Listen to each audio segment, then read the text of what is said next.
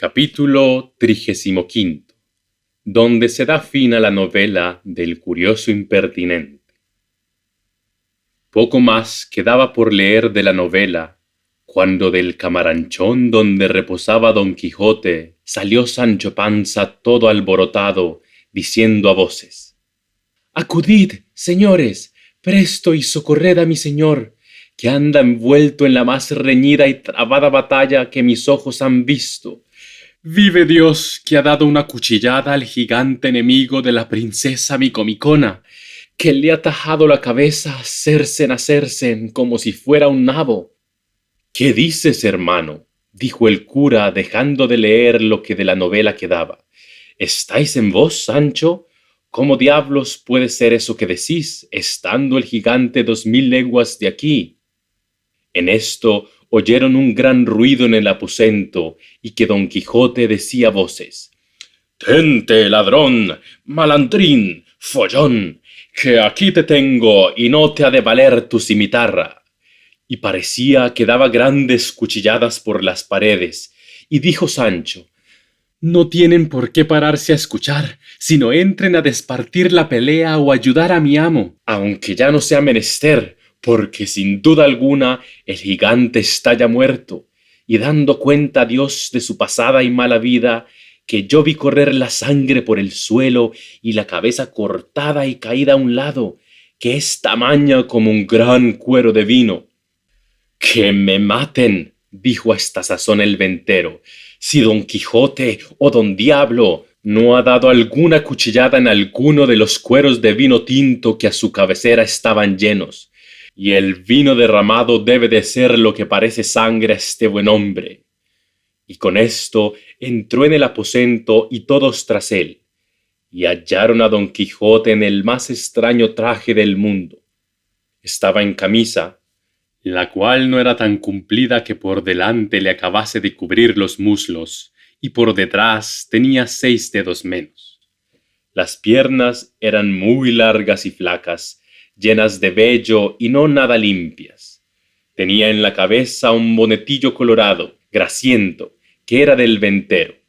En el brazo izquierdo tenía revuelta la manta de la cama con quien tenía ojeriza Sancho, y él se sabía bien el porqué. Y en la derecha desenvainada la espada, con la cual daba cuchilladas a todas partes, diciendo palabras como si verdaderamente estuviera peleando con algún gigante. Y es lo bueno que no tenía los ojos abiertos, porque estaba durmiendo y soñando que estaba en una batalla con el gigante, que fue tan intensa la imaginación de la aventura que iba a fenecer, que le hizo soñar que ya había llegado al reino de Micomicón y que ya estaba en la pelea con su enemigo. Y había dado tantas cuchilladas en los cueros, creyendo que las daba en el gigante, que todo el aposento estaba lleno de vino, lo cual, visto por el ventero, tomó tanto enojo que arremetió con Don Quijote, y a puño cerrado le comenzó a dar tantos golpes que si Cardenio y el cura no se le quitan, él acabara la guerra del gigante. Y con todo aquello no despertaba el pobre caballero, hasta que el barbero trujo un gran caldero de agua fría del pozo y se le echó por todo el cuerpo de golpe, con lo cual despertó Don Quijote, mas no tanto cuerdo que echase de ver de la manera que estaba. Dorotea, que vio cuán corta y sotilmente estaba vestido, no quiso entrar a ver la batalla de su ayudador y de su contrario.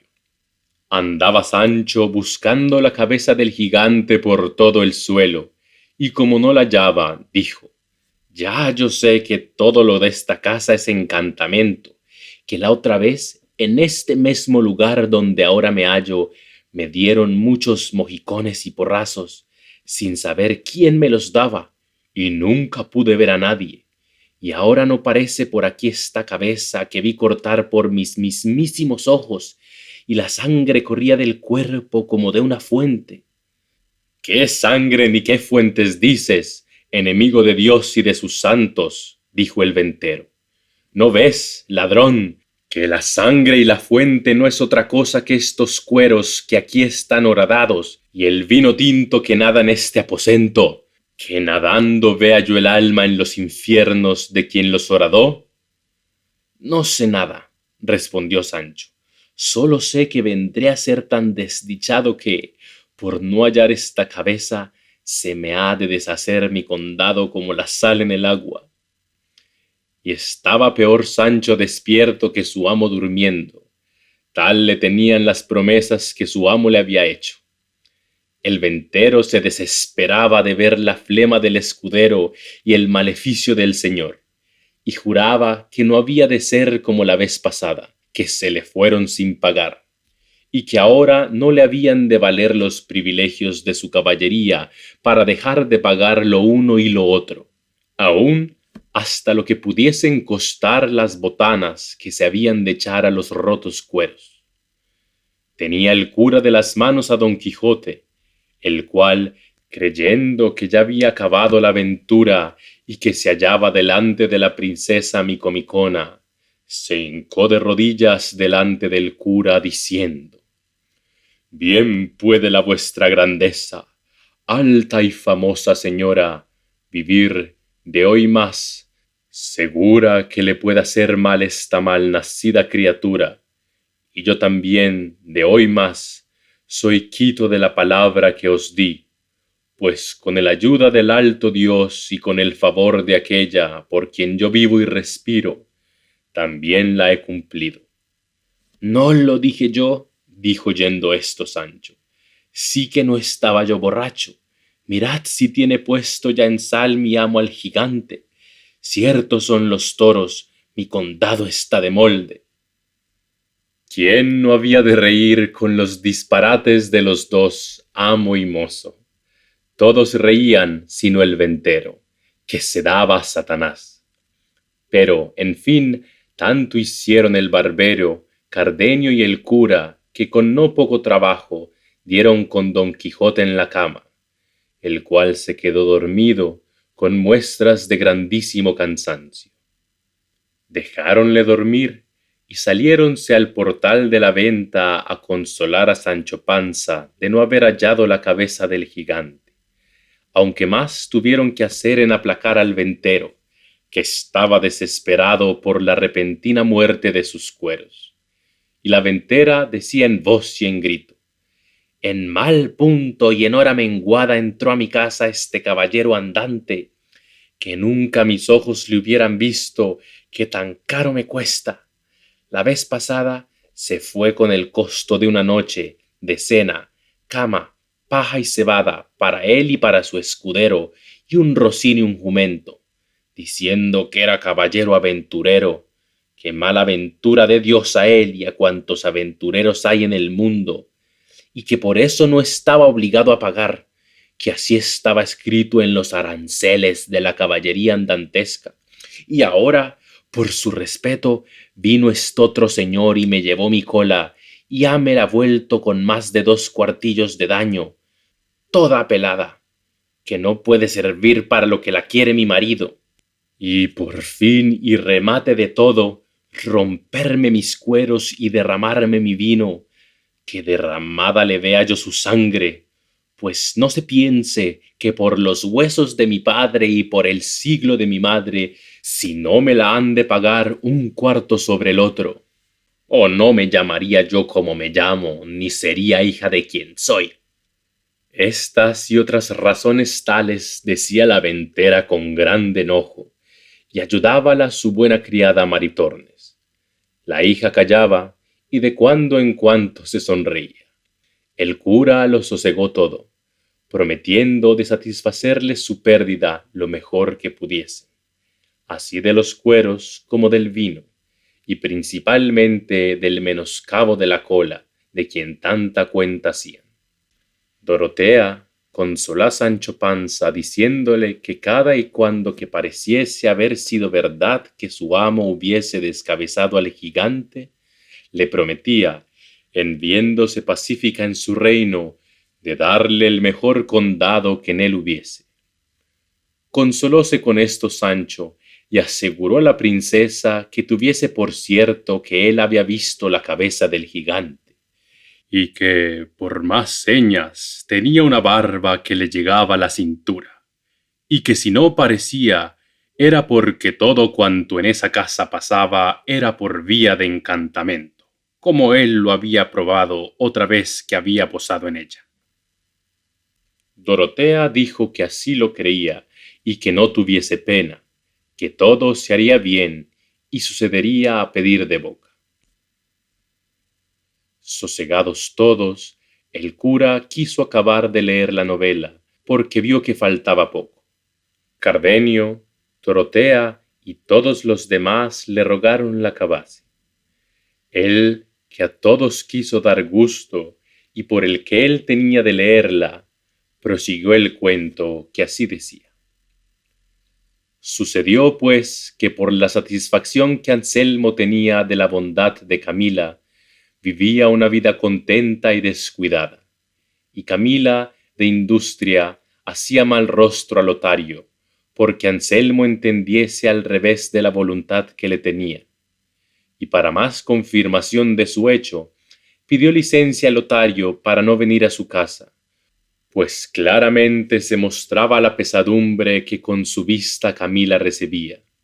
Mas el engañado Anselmo le dijo que en ninguna manera tal hiciese. Y de esta manera, por mil maneras, era Anselmo el fabricador de su deshonra, creyendo que lo era de su gusto. En esto, el que tenía a Leonela de verse cualificada, no de con sus amores, llegó a tanto que, sin mirar a otra cosa, se iba tras él a suelta rienda, fiada que su señora la encubría, y aún la advertía del modo que con poco recelo pudiese ponerle en ejecución. En fin, una noche sintió Anselmo pasos en el aposento de Leonela, y queriendo entrar a ver quién los daba, sintió que le detenían la puerta, cosa que le puso más voluntad de abrirla, y tanta fuerza hizo que la abrió, y entró dentro a tiempo que vio que un hombre saltaba por la ventana a la calle, y acudiendo con presteza a alcanzarle o conocerle, no pudo conseguir lo uno ni lo otro, porque Leonela se abrazó con él, diciéndole: Sosiégate, señor mío, y no te alborotes, ni sigas al que de aquí saltó, es cosa mía, y tanto que es mi esposo. No lo quiso creer Anselmo. Antes, ciego de enojo, sacó la daga y quiso herir a Leonela, diciéndole que dijese la verdad, si no, que le mataría. Ella, con el miedo, sin saber lo que se decía, le dijo: No me mates, señor, que yo te diré cosas de más importancia de las que puedes imaginar. Dilas luego, dijo Anselmo, si no, muerta eres. Por ahora será imposible, dijo Leonela, según estoy de turbada. Déjame hasta mañana, que entonces sabrás de mí lo que te ha de admirar, y está seguro que el que saltó por esta ventana es un mancebo de esta ciudad, que me ha dado la mano de ser mi esposo. Sosegóse con esto Anselmo, y quiso aguardar el término que se le pedía, porque no pensaba oír cosa que contra Camila fuese, por estar de su bondad tan satisfecho y seguro. Y así se salió del aposento y dejó encerrada en él a Leonela, diciéndole que de allí no saldría hasta que le dijese lo que le tenía que decir. Fue luego a ver a Camila y a decirle, como le dijo, todo aquello que con su doncella le había pasado, y la palabra que le había dado de decirle grandes cosas y de importancia. Si se turbó Camila o no, no hay para qué decirlo, porque fue tanto el temor que cobró, creyendo verdaderamente, y era de creer, que Leonela había de decir a Anselmo todo lo que sabía de su poca fe, que no tuvo ánimo para esperar si su sospecha salía falsa o no. Y aquella misma noche, cuando le pareció que Anselmo dormía, juntó las mejores joyas que tenía y algunos dineros, y sin ser de nadie sentida, salió de casa y se fue a la de Lotario, a quien contó lo que pasaba y le pidió que la pusiese en cobro, o que se ausentasen los dos donde de Anselmo pudiesen estar seguros. La confusión en que Camila puso a Lotario fue tal que no le sabía responder palabra, ni menos sabía resolverse en lo que haría. En fin, acordó de llevar a Camila a un monasterio, en quien era priora una su hermana. Consintió Camila en ello, y con la presteza que el caso pedía, la llevó Lotario y la dejó en el monasterio. Y él, ansimesmo, se ausentó luego de la ciudad, sin dar parte a nadie de su ausencia. Cuando amaneció, sin echar de ver a Anselmo que Camila faltaba de su lado, con el deseo que tenía de saber lo que Leonela quería decirle, se levantó y fue a donde la había dejado encerrada. Abrió y entró en el aposento, pero no halló en él a Leonela. Solo halló puestas unas sábanas añudadas a la ventana, indicio y señal que por allí se había descolgado e ido. Volvió luego muy triste a decírselo a Camila, y no hallándola en la cama ni en toda la casa, quedó asombrado. Preguntó a los criados de casa por ella, pero nadie le supo dar razón de lo que pedía. ¿Acertó acaso andando a buscar a Camila, que vio sus cofres abiertos y que de ellos faltaban las más de sus joyas? Y con esto acabó de caer en la cuenta de su desgracia, y en que no era Leonela la causa de su desventura. Y ansí como estaba, sin acabarse de vestir, triste y pensativo, fue a dar cuenta de su desdicha a su amigo Lotario. Mas cuando no le halló y sus criados le dijeron que aquella noche había faltado de casa y había llevado consigo todos los dineros que tenía, pensó perder el juicio. Y para acabar de concluir todo, volviéndose a su casa, no halló en ella ninguno de cuantos criados ni criadas tenía, sino la casa desierta y sola. No sabía qué pensar, qué decir ni qué hacer, y poco a poco se le iba volviendo el juicio.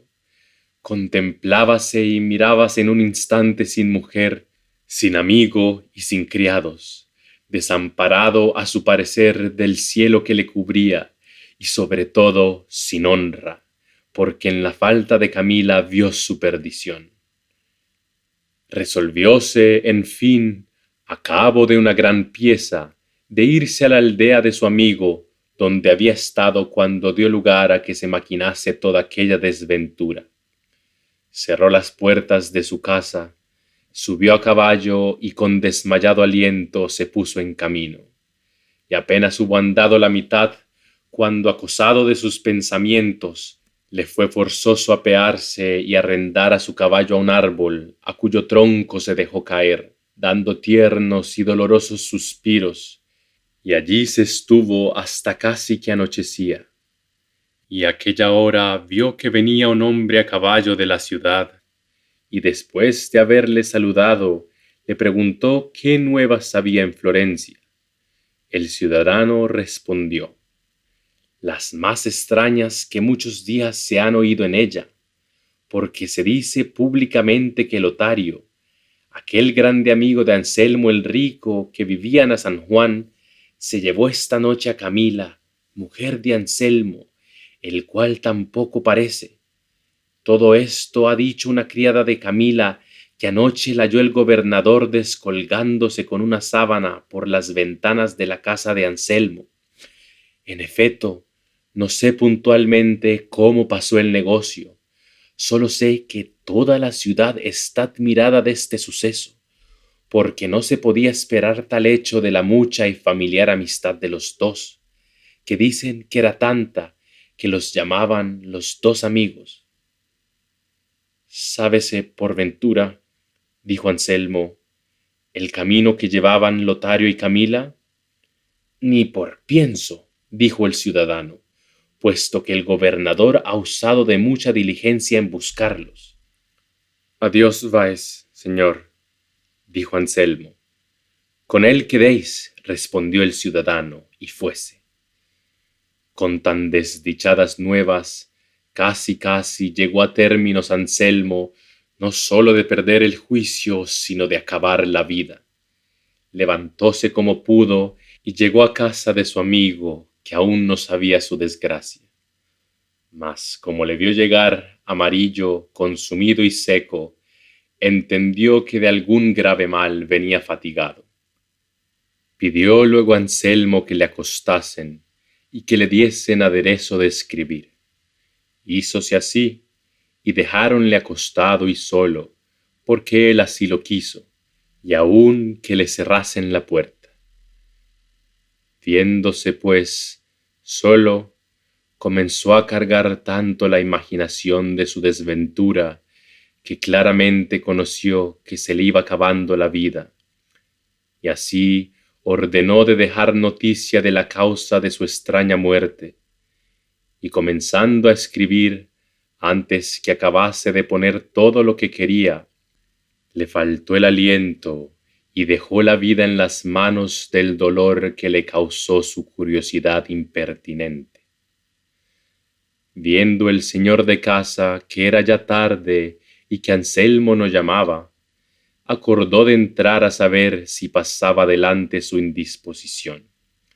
Y hallóle tendido boca abajo, la mitad del cuerpo en la cama y la otra mitad sobre el bufete, sobre el cual estaba con el papel escrito y abierto, y él tenía aún la pluma en la mano. Llegóse el huésped a él, habiéndole llamado primero, y trabándole por la mano, viendo que no le respondía y hallándole frío, vio que estaba muerto. Admiróse y congojóse en gran manera, y llamó a la gente de casa para que viesen la desgracia a Anselmo sucedida.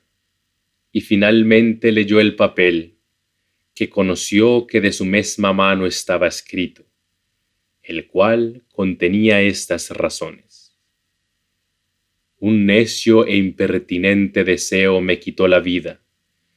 Si las nuevas de mi muerte llegaren a los oídos de Camila, sepa que yo la perdono, porque no estaba ella obligada a hacer milagros, ni yo tenía necesidad de querer que ella los hiciese. Y pues yo fui el fabricador de mi deshonra, no hay para qué. Hasta aquí escribió Anselmo, por donde se echó de ver que en aquel punto, sin poder acabar la razón, se le acabó la vida. Otro día dio aviso su amigo a los parientes de Anselmo de su muerte, los cuales ya sabían de su desgracia, y el monasterio donde Camila estaba, casi en el término de acompañar a su esposo en aquel forzoso viaje, no por las nuevas del muerto esposo, mas por las que supo del ausente amigo.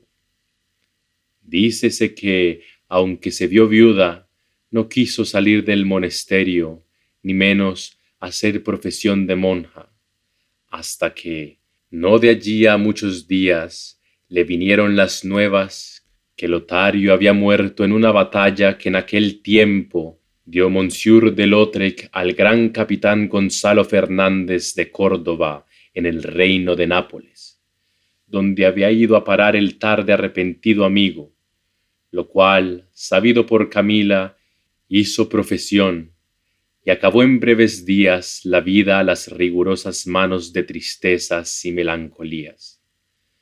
Este fue el fin que tuvieron todos, nacido de un tan desatinado principio. Bien, dijo el cura, me parece esta novela, pero no me puedo persuadir que esto sea verdad. Y si es fingido, fingió mal el autor, porque no se puede imaginar que haya marido tan necio que quiera hacer tan costosa experiencia como Anselmo. Si este caso se pusiera entre un galán y una dama, pudiérase llevar, pero entre marido y mujer algo tiene del imposible, y en lo que toca el modo de contarle no me descontenta.